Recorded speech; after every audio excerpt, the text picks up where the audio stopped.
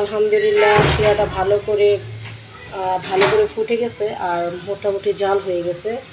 এখন আমরা চুলাটাকে অফ করে দেব পিঠা ভেজানোর জন্য। আর আগে থেকে আপনারা দুধটাকে ভালো করে জাল করে রাখবেন, তাহলে আপনারা দুধটা পরে দিতে পারবেন।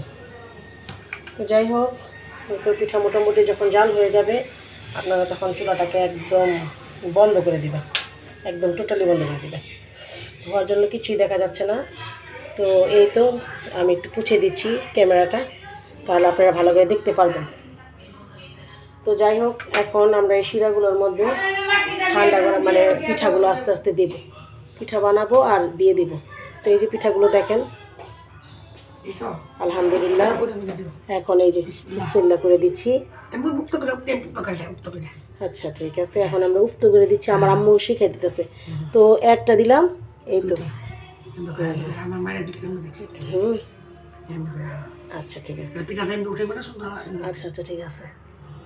আচ্ছা, কিছু কিছু পিঠা ভেসে উঠতেছে।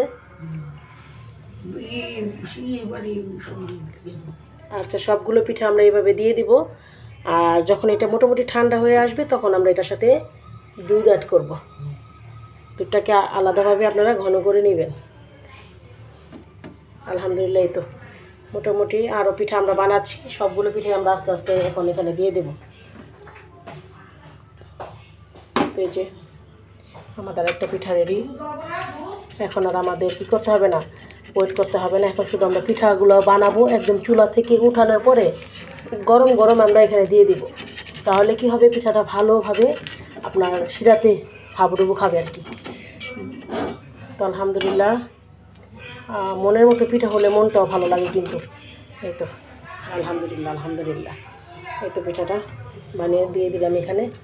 এখন থেকে মানে যে কটা পিঠা বানাবো এখন শুধু এখানে দিয়ে দিব। তো ঠিক আছে, আর কিছুক্ষণ পরে যখন এই পিঠাটা মোটামুটি ঠান্ডা হয়ে যাবে, আমরা কিছুক্ষণ পরে এখানে আমরা দুধ অ্যাড করব। ঠিক আছে, যখন আমরা দুধ অ্যাড করব তখন আপনাদের সাথে শেয়ার করব। আল্লাহ হাফেজ।